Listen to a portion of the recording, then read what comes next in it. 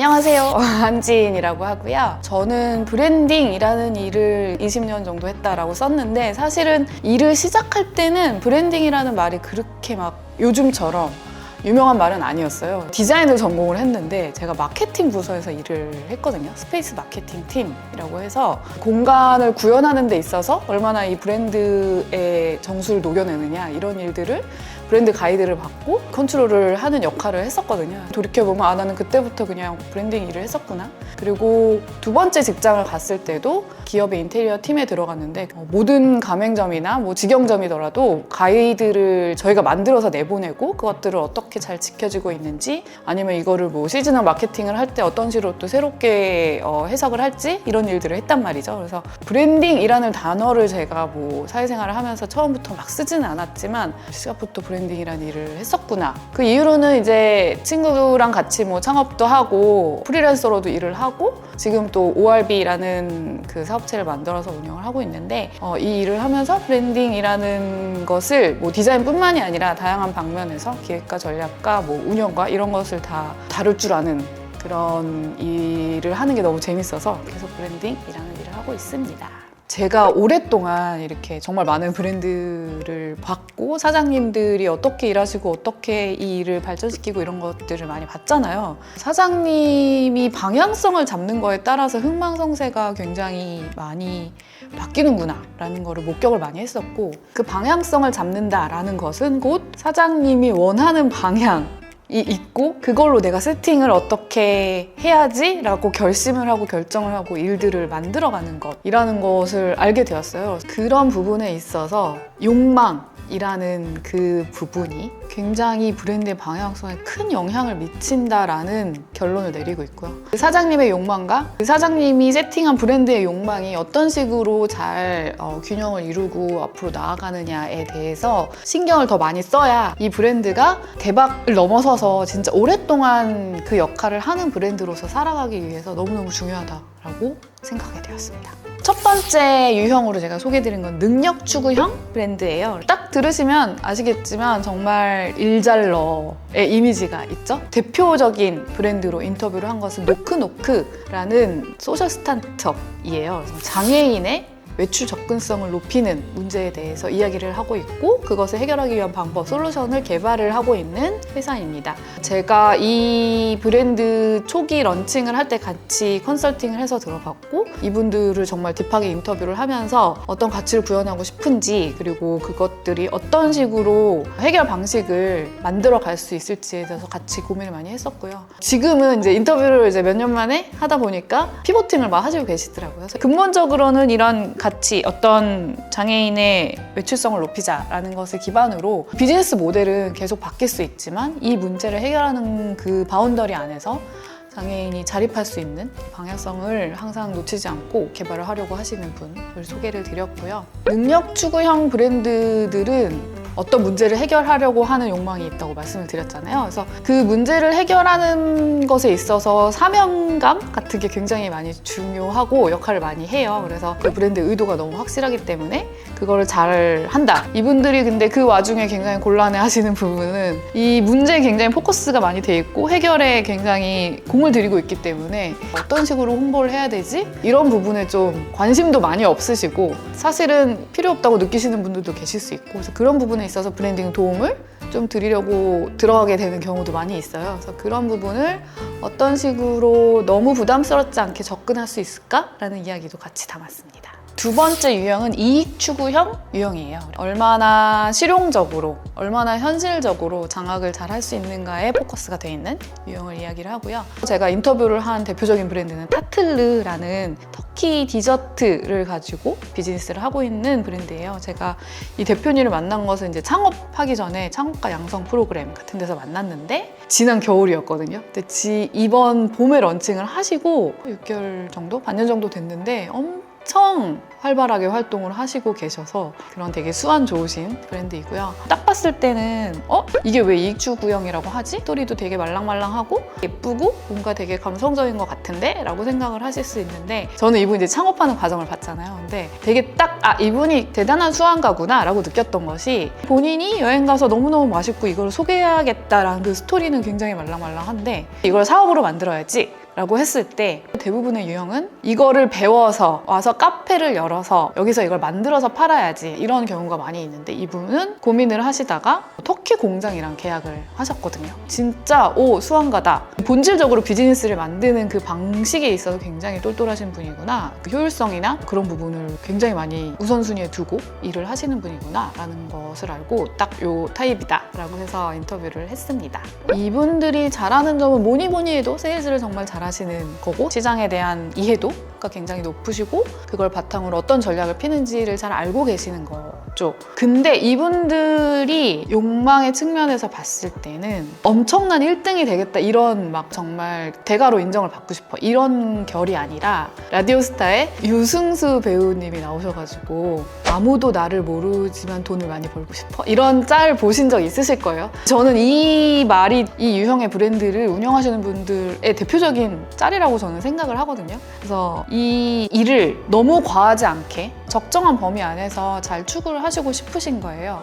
제가 이런 유형의 사장님들을 만났을 때 놀라운 질문을 몇 번 들었었는데, 그러니까 저 진짜 잘하는 거 맞을까요? 누가 봐도 잘하고 계신데? 근데 그 말인 즉슨 정말 어떤 매출적인 목표나 어떤 현실적으로 장악을 하거나 이런 부분에 있어서는 열심히 진짜 달성을 하고 계시지만, 브랜드가 기본적으로 가지고 있는 고객과의 관계성이라던가 브랜드 에센스 측면에서 어떤 가치를 추구한다던가 이런 부분에 있어서 본인이 점검을 할 수 있는 기준이 없다라는 느낌을 굉장히 많이 받았거든요. 책에도 소개를 드린 것은 좀 더 이 브랜드의 깊은 곳을 들여다볼 수 있는 이야기들을 해보자, 그런 관계를 맺어보자. 그렇게 하면 꼭 숫자적인 목표뿐만이 아니라 브랜드라는 것이 가지고 있는 어떤 감수성적인 측면에서도 본인이 만족도를 느낄 수 있는 그런 지점을 꼭 찾았으면 좋겠다라는 이야기를 담고 있어요. 인정 추구형 브랜드는 어떤 판 안에서 본인이 추구하는 가치가 사람들에게 이렇게 인정을 받을 수 있는 것을 추구하는 유형을 말을 합니다. 제가 이 유형에서 인터뷰를 한 대표적인 브랜드는 그 우먼스 베이스 캠프 WBC, 제가 활동을 하고 있는, 그 안에 멤버로 활동을 하고 있는 브랜드라서 소개를 드리고 싶어서 책에 담았고요. 여성들이 아웃도어 활동을 정말 잘 할 수 있도록 많이 지원을 해주는 브랜드가 이 브랜드가 하는 활동이고, 여성 아웃도어라는 이 두 가지 컨텐츠가 굉장히 많은 이야기를 할 수 있는 컨텐츠잖아요. 그래서 이게 막 여성 중심으로 가는 것인가? 아웃도어 중심으로 가는 것이냐? 이것만 이 경중을 따져도 되게 많은 차이가 날 수가 있는데, 본인들은 딱 그 얘기를 하더라고요. 저희는 이걸 다 담고 싶어서 이걸 만들었어요 라고 얘기를 하셨고, 그 말인 즉슨 굉장히 많은 다양한 가치를 추구하는 사람들이 편하게 여기서 만났으면 좋겠다, 그야말로 커뮤니티 브랜드를 만들고 싶다라는 얘기를 하셨고, 원하는 목표도 그런 관계성에 대한, 할머니가 돼서도 어떤 관계를 가지고 이런 활동을 하고 싶다라는 가치를 설명하시는 걸 보고, 여기는 진짜 이 관계지향적인 브랜드를 만들고 있구나. 워낙 많은 포용성을 가지고 굉장히 진정성이라는 큰 또 틀을 가지고 일을 하고 있기 때문에 하고 싶은 일, 할 수 있는 일, 이런 모든 그 다양한 일을 할 수 있는 상황이 될 수밖에 없어서 내년 몇 년까지 막 스케줄이 다 나올 수밖에 없어요. 근데 그럼에 있어서 정말 이 로드맵을 잘 짜는 게 저는 너무너무 중요하다고 생각하고, 지금 이 재밌는 것들을 다 할 수 있지만 일단 요거를 먼저 하자. 그 이유는 무엇이다 라는 것들이 정말 명확하게 돼 있어야 그 브랜드 로드맵에 따라서 성장을 밟을 수 있지 않을까? 마지막 브랜드는 몰입 추구형 브랜드입니다. 자기가 만든 제품, 자기가 소개하고 싶은 서비스에 정말 집중해서 이거를 완성도 있게 나만의 오리지널리티를 가지고 세상에 보여주고 싶다라는 분들이 이 유형이라고 말씀을 드릴 수 있어요. 몰입 추구형 브랜드의 특징은 그 세계관이라고 할까요? 자신만의 어떤 바운더리가 정말 확실하게 있어서 이 일을 왜 하는지, 왜 하고 싶은지, 어떻게 해야 되는지에 대해서 정말 확실하게 자기 안에 가치가 만들어져 있고 방식도 만들어져 있고 이런 친구들이 많이 있어요. 제가 대표 브랜드로 소개를 드렸던 거는 위어도우라는 연희동에 있는 비건 피자집입니다. 오랫동안 같이 옆에서 같이 일을 한 적도 적도 있고 같이 이야기를 많이 나누면서 지내온 관계인데 저는 그분의 성장 과정을 항상 옆에서 보면서 대단하다 말했고 이 친구는 자신의 그 비건이라는 정체성이 나오기까지의 어떤 삶의 라이프 스타일이 만들어졌잖아요. 그래서 이 가게는 정말 영업하는 요일도 딱 정해져 있고 예약하는 방식도 정말 까다롭게 이런 게 아니라 이 가게의 룰을 같이 잘 지켜주세요. 뭐랄까 젠틀한 방식이 있어서 그런 바운더리 안에서 사업을 영위하고 또 이 비건이라는 본인의 라이프 스타일을 전체적으로 잘 영위를 하기 위해서 그 방법 중에 하나로 가게를 하고 있다라는 느낌이 확실히 받고 멋있다라고 생각을 하고 있습니다.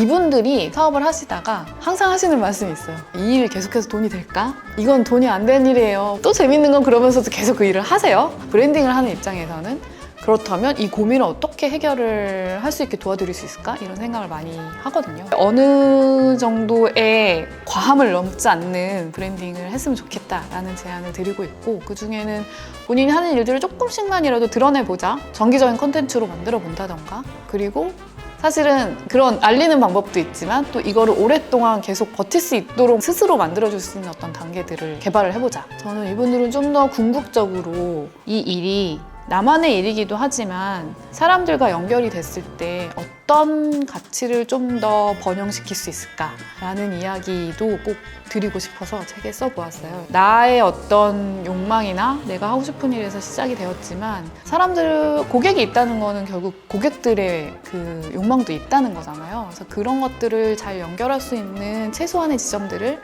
만들어서 좀 확장의 길을 만들어 보자 이런 이야기를 담고 있습니다. 사장님들의 고민은 그냥 그것 하나예요. 안 팔려요.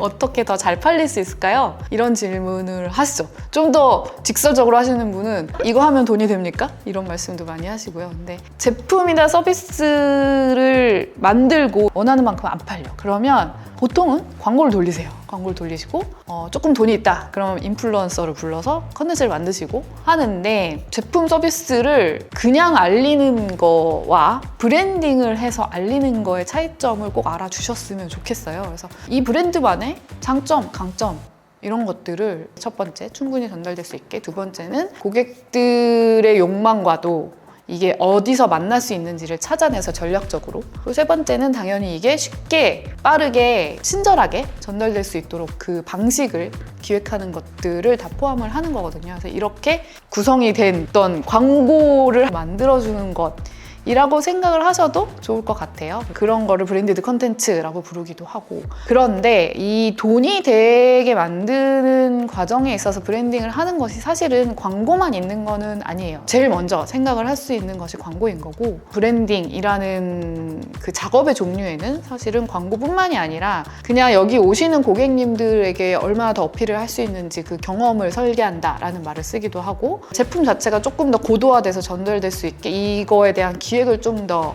신경을 써보자라는 일을 할 수도 있고 그렇게 하기 위해서 카피를 바꿀 수도 있고 디자인을 바꿀 수도 있고 이런 모든 것들을 통틀어서 브랜딩이라고 말을 합니다. 그래서 안 팔려요 라는 고민을 해결할 수 있으려면 브랜딩을 하셔야 합니다.